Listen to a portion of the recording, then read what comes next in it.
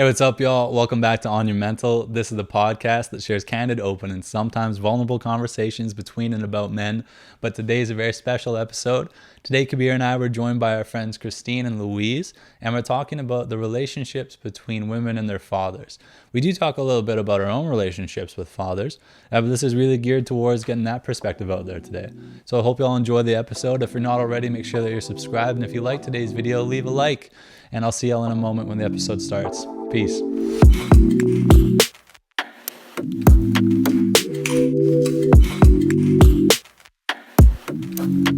Welcome, Christine. Welcome, Louise. Thank you. Welcome to On Your Mental. And I'll start just introducing both of you to the audience. Christine, you are Ben's sister who was on the podcast before. Yep. You're also a friend of mine. Louise, you're a friend of mine. And you two are friends with each other. Yes. And you've known each other for a while. Yes, best friends. Yeah? Oh, Best wow. friends, in fact. How long have you known each other for? Grade 7. Yeah. Yeah. Grade Yeah? 7. Oh, wow. Yeah, like through like basketball and stuff. And then kind of a little bit grade 6, but more so grade 7. Yeah. Yeah. And then we didn't start Crossing becoming. each other up, huh? Yeah. I was definitely getting my ankles broken by this girl. Oh, Playing you know against what? Each other. Shoelaces get tied together somehow. No, no. And then Block. and then next thing you know, we were like, yeah, that's my best friend. And that's how it worked. Yeah. Yeah. Yeah. Yeah. No, I would say Louise has seen every kind of stage of my life, since high school. And I mean, so have you. With yeah, mine. no, totally. Yeah. So she's a special one. Yeah. The moments where you're like this, and then she's there watching. I'm like, I didn't know that you were friends that long, actually. We've talked before about how a bunch of the guys, like, we're all friends since like elementary school, and I didn't think I knew anybody else that's been friends since elementary school. But there you go. Wow, would you look at that? What a time. Today on Your Mental, we're going to be talking about an important topic. Most of our conversations are usually about the perspective of men, but today we're shifting that a little bit, and we're getting the perspective of women on some men, and those men being fathers. So the question I'm going to start off with, and I'm actually going to take this first, even though I'm saying this is the perspective of women. I'm gonna get all of us to answer this. you have your feminine side. It's, Hey, absolutely. Yeah, that's true. everybody does. Yeah. This question though is who is your father to you? And so I'm going to start this because I don't have a dad. Take the Yeah. So spotlight. my dad to me, and it's funny, like my relationship with fathers in general, the way that I think about them isn't very like intimate at this point in my life. I feel like maybe once I have a kid of my own, then maybe my idea of a father will become more intimate. I'm going to care a little bit more about what that relationship is. But the relationship to my father right now is that they are half of my genetic makeup. That's it. Your That is biological dad. Yeah. My biological, that's it. Like Yeah. that is all that it is for me. Right. My dad is a sperm donor, so I've never met them. The traditional way of like dealing with that in Canada is once you're 18, you're allowed to figure out who the father was if you wanted to. Right. I didn't want to, but also the doctor who did the stuff for my mom, the donor procedure. insemination, the procedure, all that for my mom, burned all of their medical records. And so nobody who's gotten their stuff done through this doctor can actually find out who their father was. Bastard. Oh, Lock him wow. up. Dude, he's been like Wow. sued for it and all this stuff. Wow. And so I can't ever find out. So for me, I've come to terms with the fact that my dad is my genetics and that's it.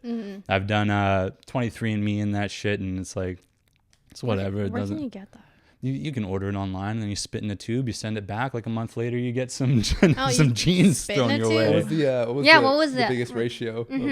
Just Northwestern European, like no fucking Oh, okay. surprise here. Classic. If I took time later, I can pull it up. But Yeah. no surprises for me. But my dad is just a guy. He's a guy out there, and he exists. Why are you Uh, laughing? Why are you laughing? What if he doesn't exist anymore? Well, he's got to be somewhere. He could have bit the dust by now. I don't know, man. Oh. But for me, it doesn't matter to me, is what I'm saying. Right? Right. Like my relationship Made with peace father has with it. never existed. Right. And so I just get to hear stories. And that's why I care about today's topic is I just get to hear about the relationship between fathers and daughters or a son. Right. So we've heard lots in previous episodes about things that you think about your father, but I'm going to turn this to Cabs for a second, Yeah, and then I'll yeah. open it up to the both of you, because I think from there the conversation is going to be mainly driven by you two. But Cabs, who is your dad to you? Big mustache. Big, Big he thinks of stash it, guy. and he's just a floating stash. Just a thick man with a big mustache. No, he actually trimmed his mustache down. Oh wow! But still a mustache guy. I'm still a mustache Okay. guy now. Yeah. It's more of like a modern like pencil mustache. Right. you know? Oh, Okay, very not sleek. the one, Very not the sleek. ones that like kind of curl. No, No. I really want that one though. Oh, you want that for yourself? Yeah, I wanted Okay, to try it okay. out, Okay. but I'm just too scared of the transition to get there. Anyways, Okay. when I think of my dad, he's like, I've always thought of him as the guy who just makes the rules, right? Like I've Right. never had like that, what Reuben was saying, that intimate friendship with my dad, really. Right. It's the potential's always been there, but he was really strict with my brothers and I growing up. So it was always that setting rules and making sure we're home on time and stuff like that. He's the guy I watch movies with at home. Oh, Yeah. love it.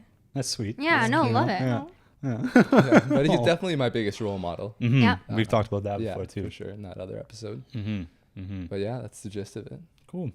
I wonder if, and this would be something cool to revisit like down the line, if that relationship obviously will change, right? As you Right. grow older, I think your relationships with anybody changes the longer it exists, right? Yeah. So I wonder if you'll get to a point where, I don't even know what I mean by that intimacy Yeah. of a relationship. I wonder what that would look like. Yeah, like For I your dad. I'm not like, we don't share, my brothers and I, we don't often share our feelings with our dad. Mm-hmm. Right. Like we know we can, and he'll always be there to like talk about it, but that's not something we typically do.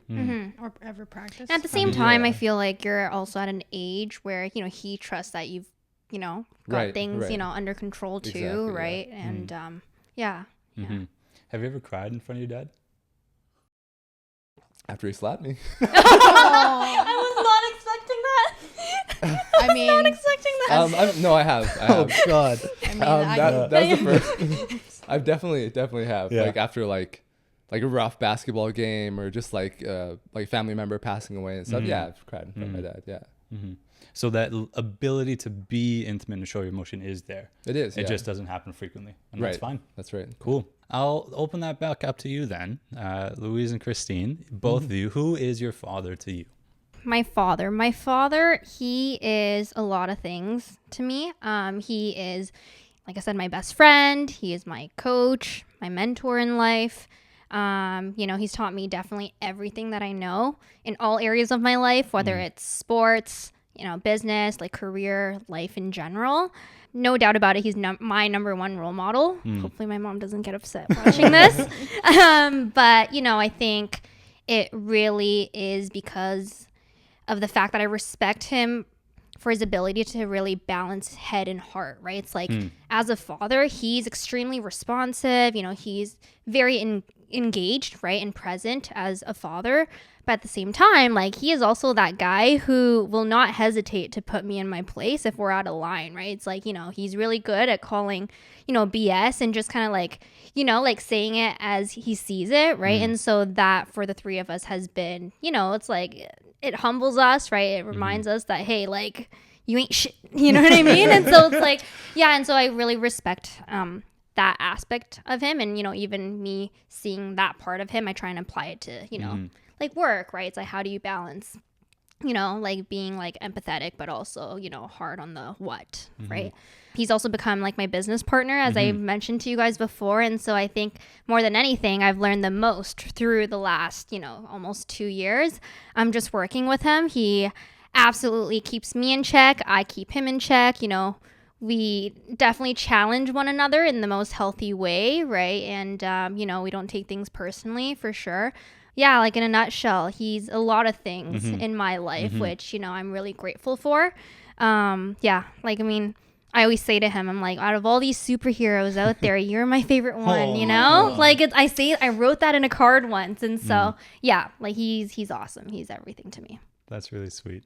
I mean, you clearly have a really good relationship with your dad, right? And you mentioned between the three of you, so it's your siblings, so Ben and Catherine, right? And do you feel like his relationship has been similar between the three of you, or has yours kind of like stood alone as its own? Yeah, that's actually a great question. Does he have favorites? No, And why are you the favorite? no, you know what? It's quite my dad he's a smart man. He knows that, every child will take a different approach, right? And so the way he approaches, like how he speaks to Catherine, very different, like to the way he speaks to me, right?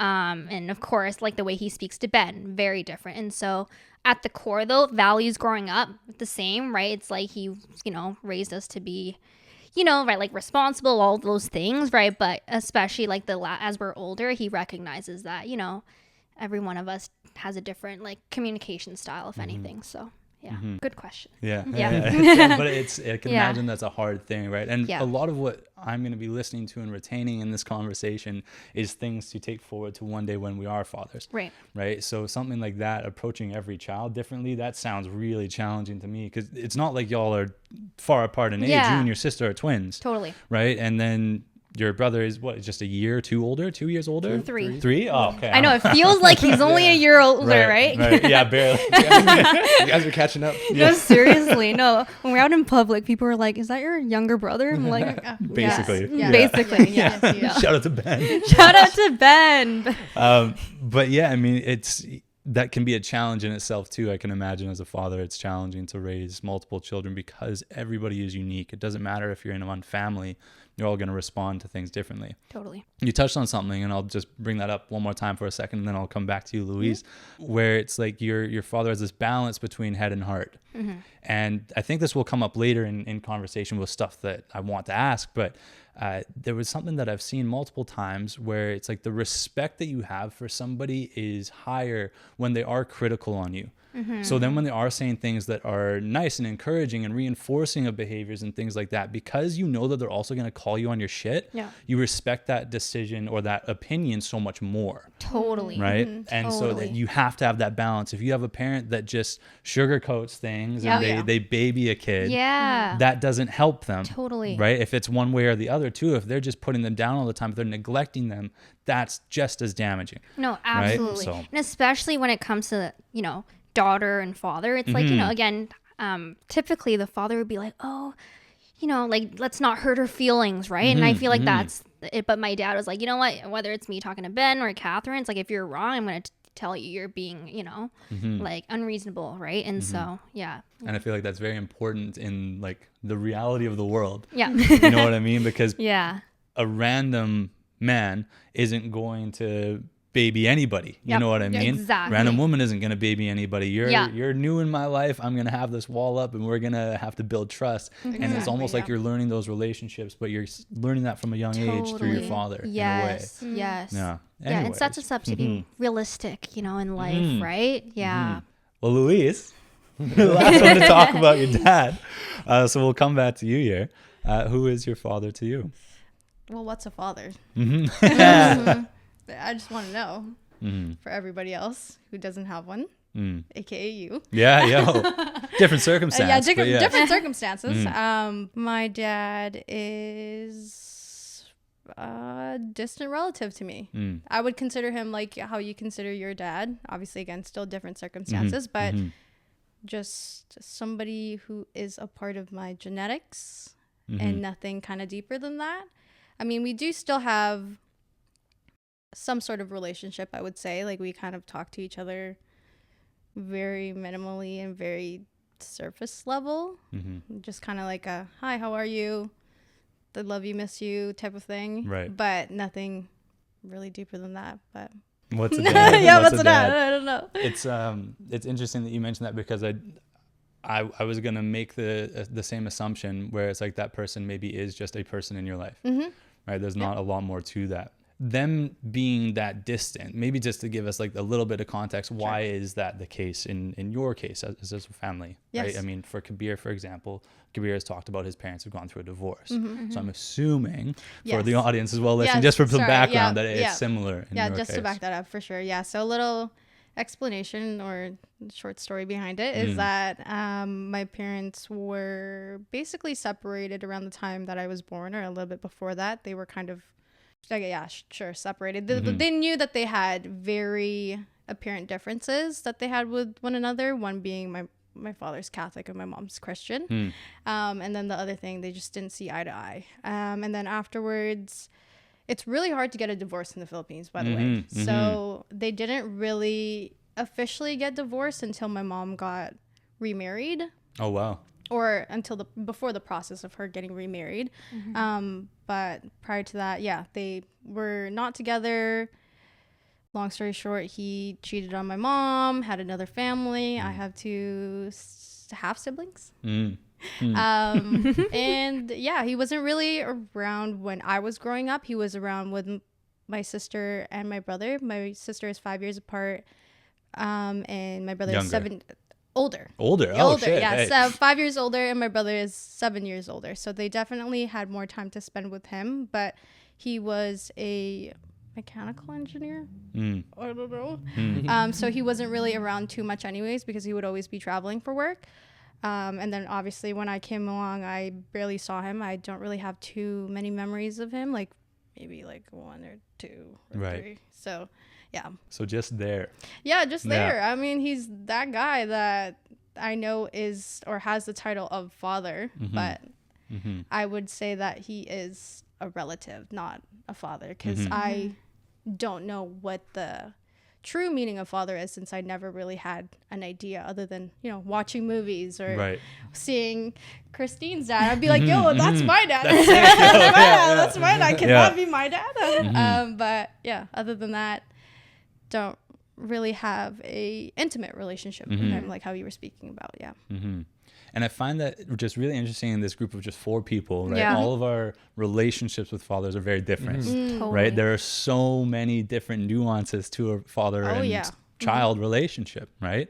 I find it interesting that you talked about movies, because I feel like I haven't talked about it on the podcast. I've talked about it with my counselor, where I've looked at certain relationships that haven't existed in my life and compared them to movies or film or TV. A relationship that I've looked at is parents. Yeah. My mom has never had a partner my entire time that I've been alive, right? Yeah. So I've never even seen a relationship up close. Yeah. And talking to my counselor about it, we've kind of come to the conclusion that me not seeing these examples could have led to how I kind of am in relationships where I don't fully understand them. I don't know how to communicate. I don't know how to deal with conflict. That's been a common theme for me. I don't know how to deal with conflict because I haven't seen it. You have no idea. Right. And so that opens up this question that I have for all of us, which is about communication from our parents. I think that because we have so many different examples of how our relationships have existed with our parents, this is a good question to ask. How important do you think that relationship is as far as communication goes between father to daughter, mother to son, father to son, whatever, right? How important do you think it is to see these kinds of relationships, to understand communication? We've talked about it a little bit so far already, but For one, I believe it is very important to embrace communication, right? Again, whether it's father-daughter, mother and son, you know, vice versa, right? But it's this idea that, you know, you want to embrace communication so that, you know, your kids understand what constitutes like healthy communication and a healthy relationship, right? And I think the next step is to practice that communication in a way, you know, I think for me, if I'm thinking about for me, practice that communication with, you know, my dad in a way where he can help me understand how to properly relate to men, right? It's like, you know, if I'm thinking about the father-daughter aspect, right? And I think when there's conflict, for example, when between my dad and I, whether there's a debate, whether there's something like, you know, we disagree about, right? It's like the one thing that my dad does really well is that he lets me, you know, get my point across, right? And, you know, he doesn't shy away from that interaction, right? He doesn't try and get mom to step in as an intermediary. It's like, oh, like she's reacting in some sort of way, right? He actually lets me, you know, express my emotion. Maybe it's anger, right? Maybe it's some form of assertiveness, right? But it's like he receives it in a way that doesn't obviously like punish me, right? He's not like, okay, like you're overreacting, right? And so it's like, I think it's important for, you know, young women to figure out how to comfortably express, you know, their, again, emotion or opinion in a way that, you know, like further down the line, they get comfortable doing the same thing with their boss, who might be a male, right? With their boyfriend, with their husband, right? So we're now used to what that interaction could look like, right? And so I think it's really important for, again, you know, young girls to have, practice that interaction with their fathers in a safe space, right? Because again, it feels like, you know, there's this ongoing like stigma that women should avoid confrontation with men, right? For whatever reason. So it's like, number one, it's like, listen to her, right? You know, maybe like listen to her, you know, what she has to say. And number two, maybe encourage, you know, that strength in a way, right? And respect her voice. Yeah, I think that can go really far as to just build confidence or self-esteem in, again, maybe not just women, but like, you know, your son, right? So I like that, because I think like that it's that you touch on a few like really important points there, right? You said earlier on engaging in communication is very important, right? And the fact that your father doesn't shy away from communication with you, because you're right that there is this like stereotype that women, if they talk with emotion, that's like a bad thing. They're just being emotional. Even if you look at the election in the US in, what was it, 2016 or whatever, with Hillary Clinton and Donald Trump, right? It was like, oh, she couldn't lead a country because she's too emotional. She's a woman. Right, What the fuck? Like, that kind of thing is just crazy. yeah. But it perpetuates when, for example, if a father did shy away and brings in the mother every single time the daughter is wanting to articulate something and get something off their chest, right? That's such a it's a good point. And I feel like you may be one of the people who is really lucky to have a relationship like that. Yeah. Right. So yeah, I think that those are excellent points to make about communication. I think it's very important. So when you're developing your own, like if you're watching as a child, subconsciously taking in all those, might be small arguments or healthy communication between your parents, even between the parents and the kids. When the kids are, or when they're growing up and developing those relationships themselves, it's going to be, I guess, the right way of doing it, right? So, I mean, sorry if I may. Yeah, I can definitely go off of what Kabir said and go into that a little bit deeper. Like he was saying, as a kid, like that's when you start to develop habits, you know? So I feel like it's really important if we're focusing on just father-daughter relationships right now. I mean, this also applies to not father and son. I mean, yes, father and son, but parent relationships. Yeah. But if we're talking about father-daughter relationships, I feel like that's really important to build that foundation early on, because then as you build it early on, you can practice early. And when you practice early, then you get that sense of consistency where you are maybe in this open conversation or having this open conversation with your father or your parent, and being able to be vulnerable in a sense, and being able to have confidence, and also having that criticizing kind of talk, like what Christine says, like they won't be scared. Like you won't freak out, you know. And the next time, like you know, comfortable in those it's like next time someone raises their voice at you, as you know, like, you're not gonna be like, oh, not gonna be taken back. Yeah, exactly. Like, more like a sensible reaction. Totally. Yeah. You only get better at anything by practicing. That's exactly what it is. It's just practice. Yeah. And so from being a child, then you're practicing good communication. That good communication comes from your parents sometimes. A lot of the time. A lot of the time. So I guess, we've all agreed, I think, here that communication is important. And I think when you are exposed to it in certain ways, one versus another, you learn habits differently. So I'm going to ask in a second year, I want to ask about watching movies and stuff like that. I want to ask just one question about that, which is, have you felt like you've learned good communication through doing that? Because I've watched The Office countless times, and now I romanticize relationships based off of like Jim and Pam. You know what I'm saying? Like shit like that. Michael and Holly too at the end, but that's all at the end. So you watch that relationship build, and so to me, it's like, oh, that's how a relationship should be. But it's a fucking TV show.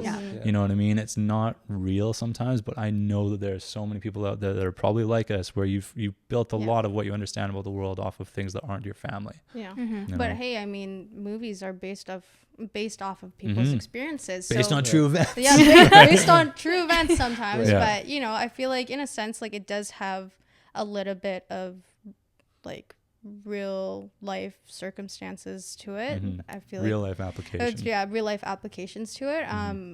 Well, first of all, okay, I'm not an astrologer. Astrologist? Is it astrologer? Astrologist, girl, or astronomist. Anyways. No, I feel like it is a Pisces thing, because me and you are both a Pisces, or Piscean. Piscean. We're fish. No. We're Piscean, yeah. We're Pisceans. And Pisces. Oh my goodness. Pieces. Pisces. But yeah, no, you were talking about movies, and I was saying how that's really a Pisces thing. Like, we like to go into that alternate reality to find some sort of comfort. Like, I love to watch movies, TV shows, anything to just kind of like put me in an alternate reality where like I can focus on that. Yeah, same. And I also learn a lot from like movies, and maybe it might be not so great, but I learn a lot from movies or TV shows. But yeah, that's my two piece about Pisces. Yeah, that's fine. I mean, but I think that's addressing an interesting point, which is that media, I guess, or Hollywood or whatever, there's nothing wrong with looking at TV shows and stuff, because there are lessons in these things. There are lessons in these things. Right. Yeah. Right. But I think the danger, just to be devil's advocate to ourselves, the danger in doing that is that you can romanticize those relationships 100%. through Hey, there's seeing always it good in and media. bad. Yeah. I mean, they're showing in those movies and TV shows, they're showing a lot of they're dramatizing it a lot. Yeah. Totally. Romanticizing. And then if you take all of that and go into a relationship, and it's like you're expecting honeymoon phase, like throughout the whole thing. Forever. Yeah. Forever. And you're gonna get disappointed real quick. Real quick. Real quick. I mean, I still like to hope that maybe there's some guy out there, but I mean, for the most part, I There know has that. to be. Well, that comes with hard work, though. You know, nothing in life that's good ever comes easy. So Yo, Seb said that in the last episode. Love it. Sub got it for me. He actually he said it wrong too, but anyway, No. like totally course he butchered did. it. Yeah, I want to, I guess, grasp onto that for a second once more, and then I'll ask another question about romanticizing these relationships. I think that when you start to fixate on TVs, movies, whatever, and I've done that. Like I said, I've watched The Office, whatever, Fresh Prince. We were joking about it. I've watched these things and I've watched these relationships, and I romanticize how those relationships exist. And I feel like media at large in general can romanticize the relationship of father-daughter, of mother-son. Especially those relationships, I think, get put on this pedestal, and they're supposed to have these certain roles within them. Yeah. Right. And so speaking about father-daughter relationships specifically, when I imagine that, because I just watch TV and I see all the shit like that, when I imagine that relationship, it's like the father's the protector, the father's the strong guy, the strong presence, doesn't want to have those conversations. Occasionally, it's like a super special scene when you have a father having a really intimate conversation with their daughter and really listening to them. It's like, oh wow, what an amazing dad. What an amazing But it's like dad. they should just do this. Like this should just be the thing they do. Right. And so I'll let that be the question, I guess, is do you think that these relationships are romanticized? Is it maybe like ridiculous that we put these father-daughter, mother-son relationships on a pedestal so much? Yes. Yes. Yeah, I totally agree as well. Absolutely romanticized. And it'll be interesting to get both of your No, perspectives on this seriously. because of your relationships with your dad. Here's the thing. It's like coming from, myself, who I would say I have a great relationship with my dad, right? You see movies where, like when you see movies of that, but it's like, I absolutely recognize that there are people out there that, grow up without dads, but it's like, here's the thing. Like, I feel like the issue is that there's this stereotype, right? And I'm speaking again, maybe let's just say like a daughter without a father, for example. It's like Daddy issues. Yeah, exactly. Here's the thing. It's like there's this thing where, a woman grows up without a father, right? Absence of father leads to daddy issues, whatever that means. Or that they're damaged somehow. Yeah. Like, that's something that gets Damaged thrown goods. Yeah, around no, all exactly. the time. Not saying that, but that's what gets perpetuated, No, right? exactly. Yeah. It's like this idea that, they lacked maybe the love, care, and like attention from their dad, and all of a sudden they have trust issues in men. It's like, that's not true, right? That's potentially one possibility, right? That, people might go down. But, I think I know of women that have grown up, without a father, and they turned out to be brilliant, right? Like strong women. It's because mom was able to step into that role and play both of those roles, right? It's like it's a tough thing, right? But it's possible. And so I feel like it's definitely really important to recognize that this dynamic, right? Like parent child, like it's not black and white, right? Like to your point, all four of us have a very different experience or relationship with our fathers. So And very different situations. yeah. I mean, I'm going to ask something about you, because when your parents are split, but they're both in your life, that's your dynamic. Right. You do have a relationship still, a close one with both your mother and your father. Yeah. Right. I wonder in that sense, because you've mentioned how sometimes in the example you shared, a mother can kind of play both roles. That's what happened to me. You know what I mean? Like, I just had my mom, and she had to be my mom and my dad. Turned you out, know what I mean? look at you. I turned out okay. I turned out fine. Brilliant. I'm okay, I swear. You know, prime example, right? Yeah, of course. Yeah. But I remember the first time I became like aware of the fact that I didn't have a dad was on Father's Day in grade 1. And they made me make we were supposed to build picture frames. Yeah. Like, oh, why don't you make one for your mom? I'm like, I don't know, it's my fucking mom. Like, I don't gotta do that. But Cabs, the question that I want to ask you just for a second is, do you think that either your mom or your dad, do you think they were ever trying to play the role of the other, even though they were split? Do you think maybe when you were spending time with your dad, do you think he ever was trying to play the role of mom, or spending time with your mom? Did he ever try to play the role of dad? Like, what do you mean by the role of like mom? Did you ever feel as though they were kind of like, I don't know, doing like twice the work of a parent? I mean, my dad, I mean, I could say both of them, but my dad definitely did twice the work. Like, I would say even more for sure. Got it. He raised like 3 of us like 80% of the time. Right. You live with your dad? Yeah. Okay, yeah, gotcha. Yeah, I lived with my dad, but Yeah. I don't know if he never retained that mom role, Right. but the work was always there. Yeah. Yeah, no, I was just curious. Yeah, I was Yeah. just curious. Yeah. I'll twist it back here. I'll bring it back to you, Louise, and I'll ask this from your perspective then. From your perspective of having your parents split up, but then your dad was no longer a part of your direct relationships, right? He's been that distant presence, as you refer to it, right? As well. That man, physically distant. Everything. man is on an island. In the Yeah, Philippines, this guy's all the way in the this Philippines. is somewhere over there. Ain't no getting this guy. Yeah. But to ask you then, how do you feel when I ask about these relationships being romanticized, right? You said earlier you agree, you think that they are. Why do you think that has been in your case? And how you contrast that maybe to watching these movies and TV shows and stuff like that. So like I said, I 100% agree. And the reason why is because I was romanticizing that kind of relationship through watching movies or TV shows. I remember watching What a Girl Wants with Amanda Bynes. I'm like, she's me. I'm like, she's me, but her dad actually wants her. I'm like, but anyways, yeah, no, again, since growing up without a dad, like, I feel like I so badly wanted to learn kind of like what a father figure looked like.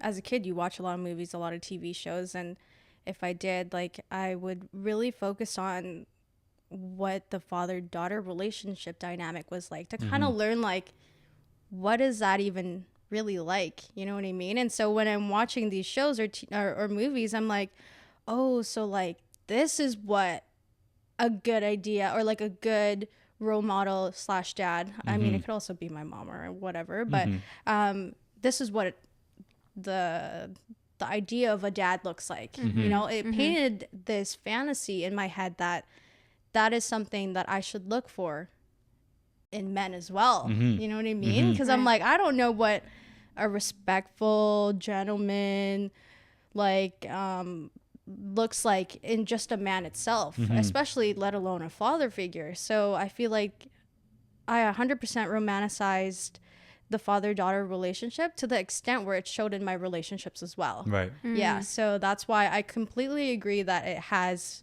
and still is being romanticized, because I mean, I'm sorry to say, but you don't really need a dad growing up. I mean, it would be nice, you know, I'm saying that with my personal experience, like it would be nice to have that kind of foundation built by both your parents, like by both different aspects of like a woman's perspective or a man's perspective. You know, it would definitely help having a man or your father kind of instill, like we were talking about with communication, especially, and just kind of learning like what a man's role should be in a woman's life, or you know, what that kind of entails or what that would look like in the future. So yeah, to your point, 100% romanticized. I have romanticized it and have definitely affected a lot of my relationships as well. Not just like with men, but I feel like that also translate like with friendships as well. So yeah. And I'll make a quick point here. Like, we're talking about a lot of this from the perspective of heterosexual partnerships, right? Like, this is what we're talking about. Yeah. And so obviously that isn't always the case anymore, right? Sometimes those partnerships don't exist. So you really wouldn't have need to see a man. You know what I'm saying? Like that could exist too. Yeah. But I think that you were saying what I was imagining you might say about watching those relationships is you do romanticize them. And I wonder then, did you ever get to a point, because I've done this, where I see something in somebody, and if it aligns with any of those things that I've seen in those TV shows or movies or whatever, I'm like, okay, they're all right. Yeah, they're good. Yes, 100%. Right? Yeah. There's this joke that's been going around on social media a bit too, and I'm sure that y'all have seen. I don't know if you have, because you're not on TikTok. Are you guys on TikTok? No. Oh, but you might have seen it anyways. Yeah. It appears a lot on Instagram anyways. Yeah, But like I watched the there's Instagram everything one. on Instagram is Reels are TikTok. good So- enough. Yeah, fair. So there's this thing that it's like the bar is so low for men. Right, there's this like joke about the bar being so low, where you had mentioned when a man's being a gentleman or something like that, like it's this like amazing thing because it's what it shows on these movies and TV shows and stuff like that. But the bar really is so low for men, because I think that so much of what people get, obviously the vast majority of the world must not have the best examples of communication at home, because if they did, then the bar wouldn't be low for communication for men. It would be a lot higher. Right. So that to me is kind of telling that Totally. a lot of people probably don't get the communication situation that you, for example, got, Christine, which is amazing. Yeah. You get to like carry that with you. Yeah. But it also means that we're not screwed without it. Yes. You know what I'm saying? Like we're 100%. fine, and we learn Yep. these things from other relationships, from other friendships, like you've talked about. Well, I mean, it definitely does take a lot more work, because I mean, not everybody can learn from relationships, nor do they want to learn like what they can from relationships as well. But to your point, I feel like it is really important for people to know that it's really up to you on how you want to handle your situation. Yeah. You know, if For you're thinking, sure. if you were like me and you were, you know, romanticizing father-daughter relationships, and like you still really want one, you know, maybe figure out the reason or the deeper meaning behind that. You know, no, don't just go into relationships like I did, kind of expecting like all these grand gestures, like what I would see in movies and stuff like that, and start to be realistic with yourself. I mean, there are, you know, not to say that there's not going to be a gentleman out there who is still chivalrous. Chivalrous? Yeah, there you go. Yeah. Chivalry is dead. Yeah. Well, I mean, R.I.P. R.I.P. to that, but one can still hope. And, you know, I feel like Yeah. if you do the act and somebody sees it, you plant the seed, you know, whatever. But yeah, for the most part, I agree.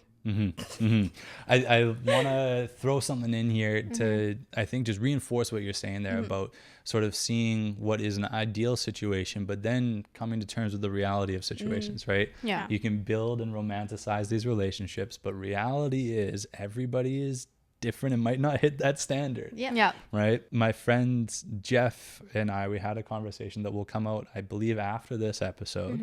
And one thing he says in there is what he likes to do is he likes to take relationships and he has the ideal and you just insert the real and eventually you get to the real. Right. And I think that applies here, which is that it's okay to have these ideals. It's fine to romanticize. There's nothing wrong about it. But the reality is that you're not going to hit those things. Yeah. You can try and take as much as you can from relationships and hold yourself and those relationships to a certain standard and take what you deserve in a relationship, right? Don't settle for something that's less, right? But don't expect everybody to be like that. Yeah. Because most of us haven't had that, Yeah. you know? That's rare. Yeah. The other question I wanted to ask us here, and just to bring it back to this being about women and their fathers, right? We're two young guys, right? We're not dads yet. I mean, as far as we know, right? Reuben gets a call, or Kabir gets a call the next day. You're both the father. You are both the fathers. Oh man, it's a dream come true for me, I tell you. Yeah. But the question that I'll ask the both of you is, if you were to talk to someone who would one day become a father, thinking of your own experiences with your fathers, thinking of everything that we've talked about so far today, what would you want a young man to bring into fatherhood today? Be there or be square. Be there or be Totally. square. Kabir's going to be square, Yeah. but I'll Like be there. get him, you know, I think be a girl dad, as Kobe Bryant would say, you know? Oh, nice. Yeah. But no, I think my advice would be, it's pretty practical, I would say. get involved in her favorite activities, right? Whether it's, you know, a hobby. For me, growing up, it was sports, right?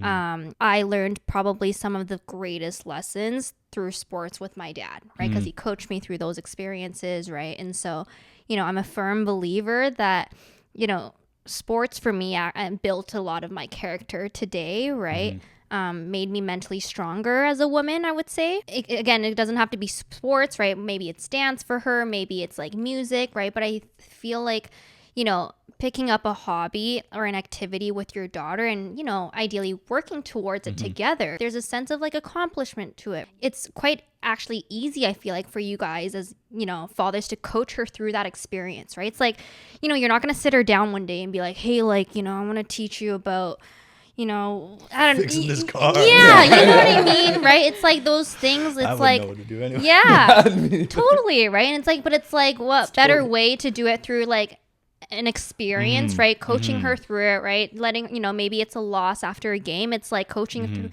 her through what it means to take a loss, right? And fail. And again, all these things are important traits, I think, that she's going to carry over to her life.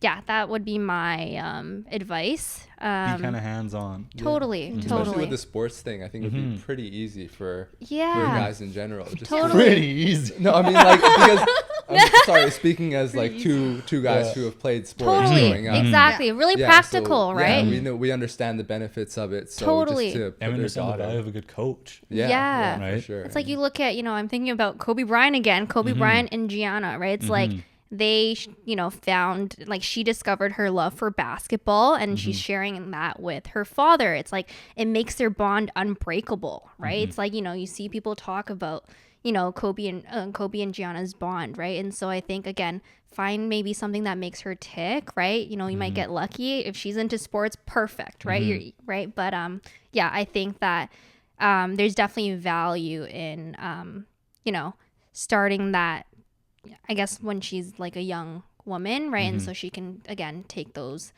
like, I guess, life skills and carry it on, you know, finding something that she might be passionate about. Totally. Bring her, guiding her through it. Yeah. It's kind of like just you being there to support them. Yep. Right. And you make a good point that it is whatever it's going to be. It doesn't have to be sport. I mean, I would love for my daughter to play soccer. You know what I'm saying? Like, that'd be sick. Like, fucking get in there. I'll be the coach. I don't care. Like, just make your job kick that ball. Yeah. But it's, I mean, to that point too, is it's like you can almost share that passion with them then too, right? For me, having played soccer, like, that was my sport. Like, if I could share that passion with my daughter, it'd be sick. Totally. You know what I mean? Because I think as much as we do talk about, it's important for a father to engage in conversation and like show good communication. We've talked about that. Yeah. I think that there are just some things that men don't relate to women with, and vice versa. Yeah. And so sometimes there are things that only a mother's going to be able to help out with in like the best way possible. Yeah. But if you can create these bonds around things that you can both equally be passionate about, I think that that's really important. Totally. Yeah. Good advice. Be hands-on, be a coach. Yeah. Be there, be square. Be there. Come back to what you said. That's all she asked. Yeah, that's all it is. there. Just be there. That's all she wrote. Thank you so much for watching.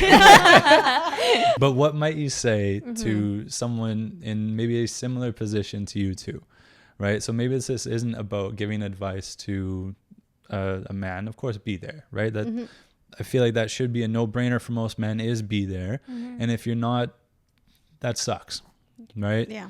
For whatever reason, like, if you can, if it's within your control, be there. But for a young woman who's in a similar position to you, what maybe advice would you give in sort of building that relationship on your own? What you would normally have gotten from a father, what advice would you give to maybe building that relationship away from a father without one? It's a heavy question. So there's a lot to say, I'm sure. But First and foremost, things are supposed to happen the way they're supposed to happen. There's no linear way of really tackling the abandonment that you feel.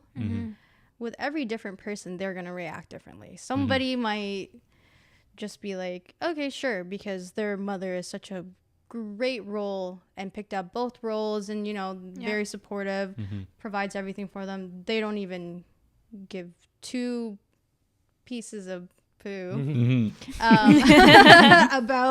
about not having a dad. But for me, in my experience, it wasn't completely the case. I mean, my mom did take both roles, but I would say my advice would be, to let things happen the way that they're supposed to happen. If you are going to feel a certain way towards it, I certainly had my fair share of resentment towards my dad. And then later on, as I grew older and came to have a little bit more maturity towards the situation, try to understand that not everybody's perfect. Like not every marriage is going to work. Not every father or mother is going to end up committing completely to the family. Because I'm not just going to say that, dads are always the ones leaving. But anyways, I would say let it happen the way it's supposed to happen. Take your own time to heal from the situation. Because again, healing isn't linear either. I mean, I still have a lot of what that relationship with my dad, the trauma that happened with it, that I still continuously have to heal from, because that affects how I perceive men and how I interact with men.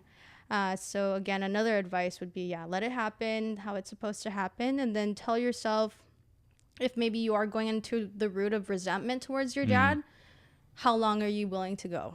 Interesting. Because for me, it was like a couple years, maybe until I was in high school. And then afterwards I'm like, you know what, this is kind of pointless. Why am I hating someone who's like all the way half across the world? Literally on the other side of the world. Literally on the other side of the world. I would say, do the best that you can. If you see that, or you feel like there's something missing, ask yourself what you can do for yourself, not for other people, for yourself, what you can do to fulfill that void. And yes, maybe sometimes it might be going into bad relationships, aka me, and but getting some lessons along the way. But that's how you learn. That's how I learned. Definitely, it was really hard doing that, by learning relationship by relationship or interaction by interaction. But if that's how you're gonna learn, then really take it into consideration, the things that you learn from those relationships. I would say consistently tell yourself you are enough and you don't need a man. You don't need, it's not a need. You can live without need a man. You don't need a man. You don't need a man. I mean, it'd be nice. Don't get me wrong, it'd be nice, but you can have that sense, you can install that confidence in yourself. It might take a little bit longer. Self-reliance. It might take a little bit longer, but keep working through it. Because for me, my biggest takeaway from not having a dad, or not having him completely present in my life, is feeling or getting that sense of independency really early on in my childhood. I mean, yes, maybe it wasn't the correct type of independent feeling, because then I kind of leaned into dependency a little bit. But, for the most part, know that you are enough and that you can work towards whatever you need to work towards. I love it. Yeah. Cool. Good advice. Thank you both so much for sharing everything today. And it's just cool to hear this kind of perspective, because I don't get to ask these questions, you know what I'm saying? And it's cool to have this place to ask this stuff. To kind of summarize everything for people listening and watching, I like doing this. I like practicing trying to do summaries. I don't know what it is, but I like practicing. Yeah. I think that from the beginning, what we've talked about is the importance of seeing, I guess, a standard of communication from the very beginning, right? I think that's something very important we can learn from our parents, because it does show an example of what it looks like to communicate with, in this case, we're talking about male to female interaction, right? Vice versa. Yeah. Because we talked about how it presents itself in work relationships, how it presents itself in partnership relationships, whatever it might be. You need to understand how to communicate in a healthy way. And one of the places you learn that is going to be from your parents. Yeah. We also talked a little bit about romanticizing relationships, and there's nothing wrong with romanticizing it, as long as you're going to inject the reality back in there and understand that things might not play out that way. Totally. Right? We talked about looking at movies and stuff like that, and we see this ideal thing. It's like, oh, look, this fits. This puzzle piece fits from this one person. Everything else about them is shit, but this one fits, so I'm in. Right? And it's like, I've seen that in just like being attracted to someone for a little bit. It's like, oh, wow. And then you realize, like, nah, like, come on. Just like ease back. I think that also it's just good to hear this kind of advice that you're giving us as young men to understand the importance and the impact that we can carry on a daughter's life, right? If we are going to become parents one day, not that you are, and I know that we've talked about this a million times, God doesn't want to be a parent, but if we do become parents one day, we have a certain level of responsibility to those kids. Right. Yeah. And we talked about that actually last week. We talked about you're educating the next generation. You're making a very important impact on a child, right? You learn so much without even realizing you do.